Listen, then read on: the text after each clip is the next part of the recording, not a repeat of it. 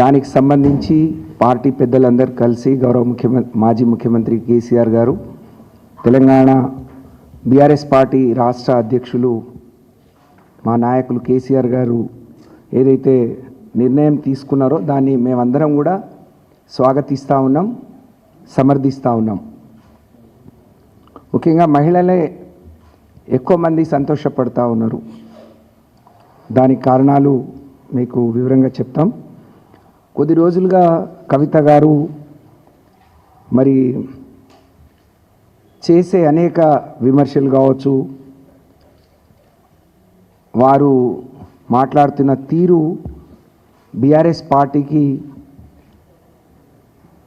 ఒక నష్టాన్ని, కార్యకర్తల మనోభావాల్ని దెబ్బతీసే విధంగా ఉండే.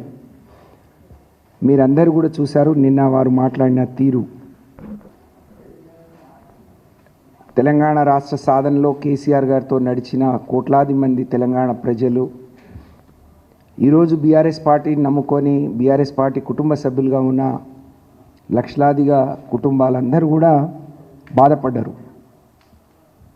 అందుకనే ఈరోజు బీఆర్ఎస్ పార్టీలో కీలకంగా ఉన్న కవిత గారిని ఎమ్మెల్సీగా ఉన్నారు, వారిని సస్పెండ్ చేస్తూ మరి పార్టీ నష్టాన్ని నివారించాలి, కార్యకర్తలకు ఒక మనోధైర్యాన్ని ఇవ్వాలనే ఆలోచనతోని వారిని సస్పెండ్ చేయడం జరిగింది. కాబట్టి మేమందరం కూడా రాష్ట్ర వ్యాప్తంగా ఇది బీఆర్ఎస్ పార్టీ కార్యకర్తలు, నాయకులు, అలాగే తెలంగాణ ప్రజానికం, కేసీఆర్ గారిని అభిమానించే ప్రజానికం, బీఆర్ఎస్ పార్టీని అభిమానించే ప్రజల పక్షాన మేమందరం కూడా దీన్ని స్వాగతిస్తూ ఉన్నాం. ఇవాళ కవిత గారు కేసీఆర్ గారికి కన్నబిడ్డ.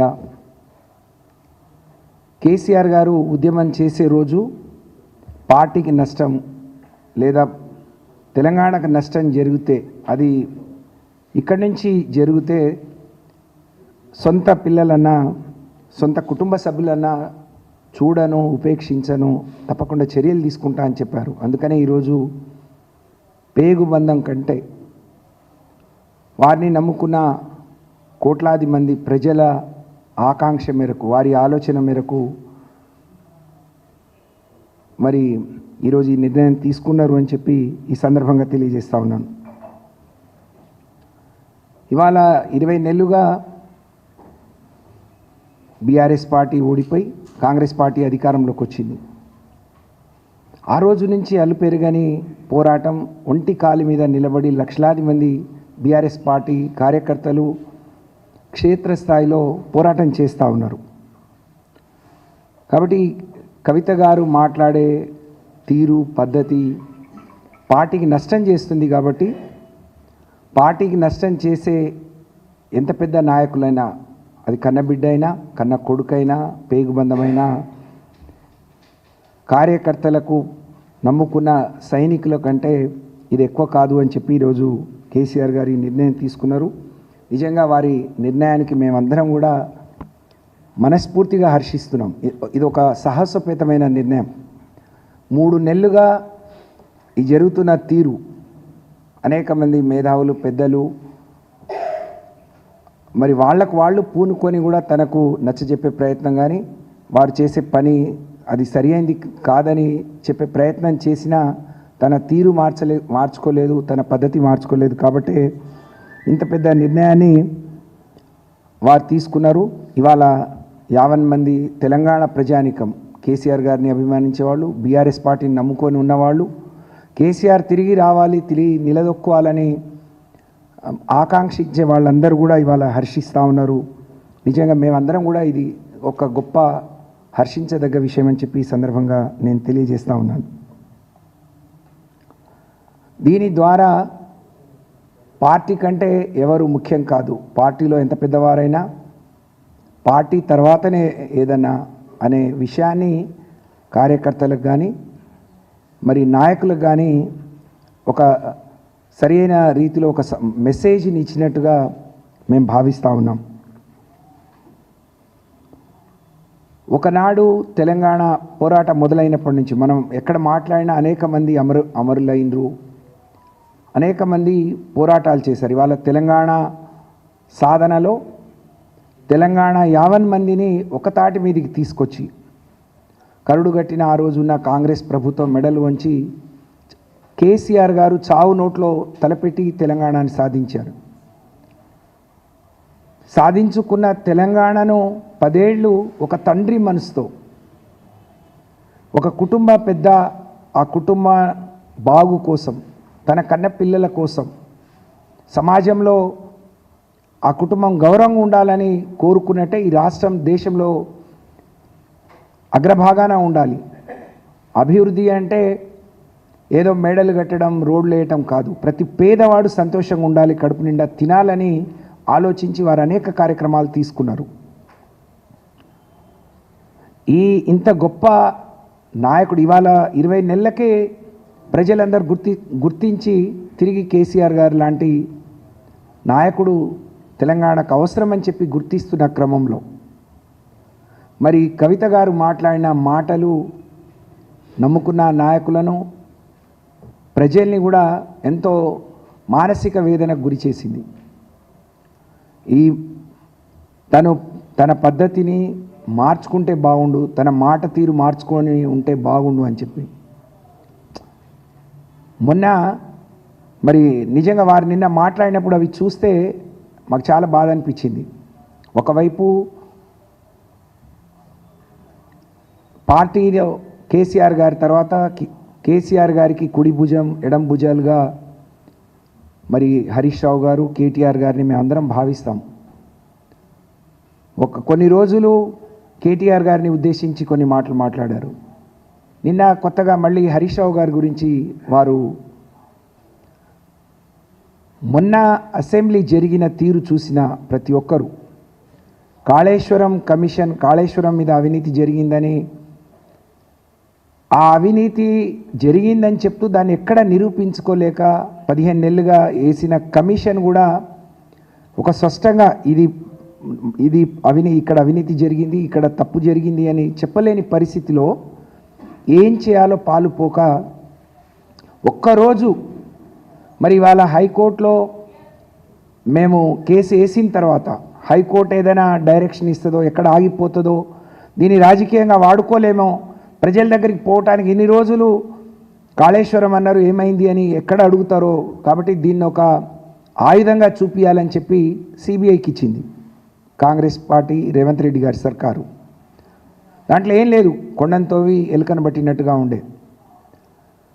ప్రజలందరూ కూడా తూ అని ఒక్క హరీష్ రావు గారే ఒంటి చేత్తో బ్యాటింగ్ చేస్తూ 10 మంది మంత్రులు 33-34 సార్లు ఇబ్బంది పెట్టినా, ఆటంకపరిచినా చాలా బ్రహ్మాండంగా సమాధానం చెప్పి అందరూ నోళ్ళు మూయిస్తే అందరూ వావా అని పొగుడుతా అంటే దాన్ని ఇంకా మేము ఒక రకంగా అసెంబ్లీలో సాధించిన విజయాన్ని మేము అనుభవిస్తా అంటే మర్చిపోలేని పరిస్థితిలో ఇలాంటి తను ఇలా మాట్లాడటం అనేది తప్పకుండా తన వెనక ఇదెవరో ఉండి మాట్లాడిస్తున్నట్టు, పార్టీని నష్టం చేసే పనులు చేయిస్తున్నట్టుగా మేము భావిస్తూ ఉన్నాం.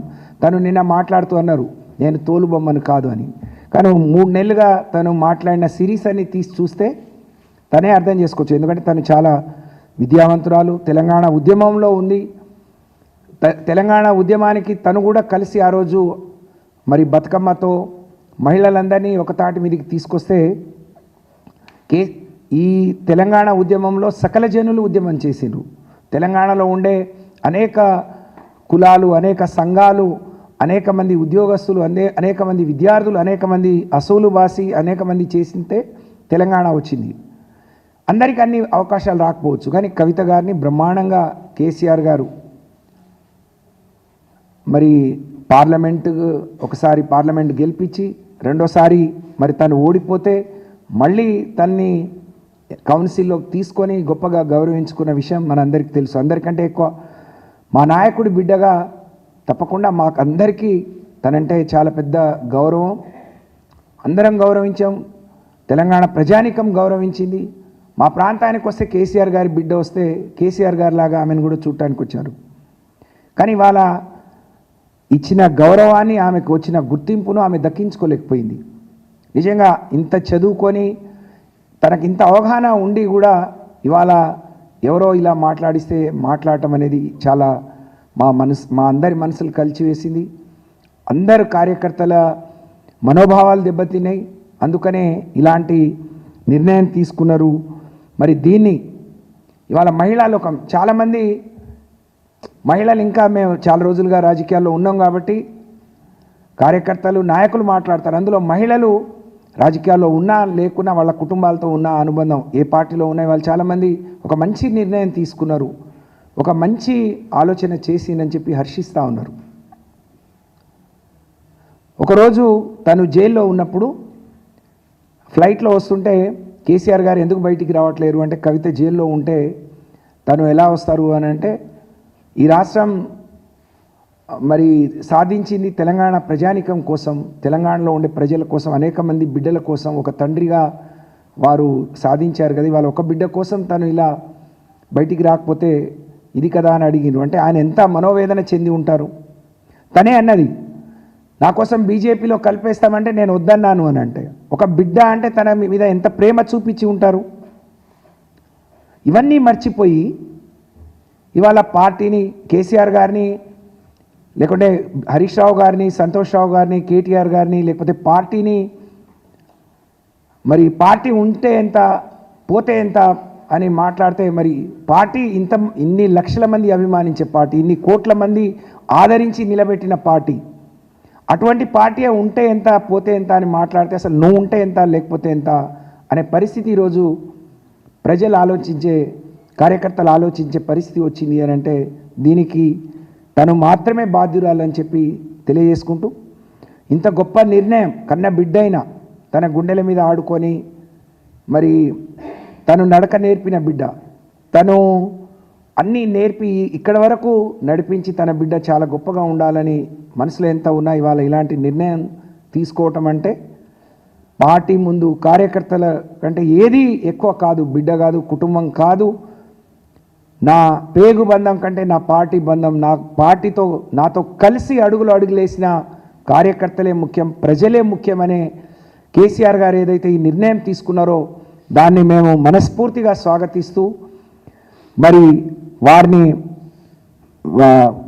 ఆ నిర్ణయాన్ని నిజంగా చాలా ఇది హర్షించేదగ్గ విషయంగా మరి తెలియజేసుకుంటూ, ఇలాంటి గొప్ప నిర్ణయం తీసుకున్న నాయకుడు, అలాంటి నాయకుడితో కలిసి పనిచేయటం ఒక ఆడపిల్లలుగా మేము అదృష్టంగా భావిస్తూ మరి మీ అందరికీ మరొకసారి నమస్కారాలు తెలియజేస్తూ ఇప్పుడు పెద్దలు అక్క సునీత గారిని మాట్లాడాల్సిందిగా కోరుతా ఉన్నాను.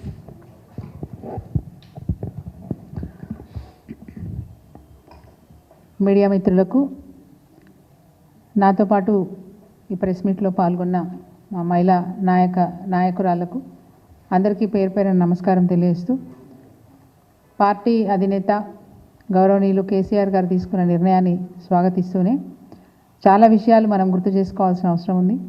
గులాబీ జెండా పట్టినప్పుడు, టీఆర్ఎస్ పార్టీ స్థాపించినప్పుడు తెలంగాణ రాష్ట్రం ధ్యేయంగా కేసీఆర్ గారు ఆంధ్ర నాయకులను ఎండగడుతూ, ఎందుకంటే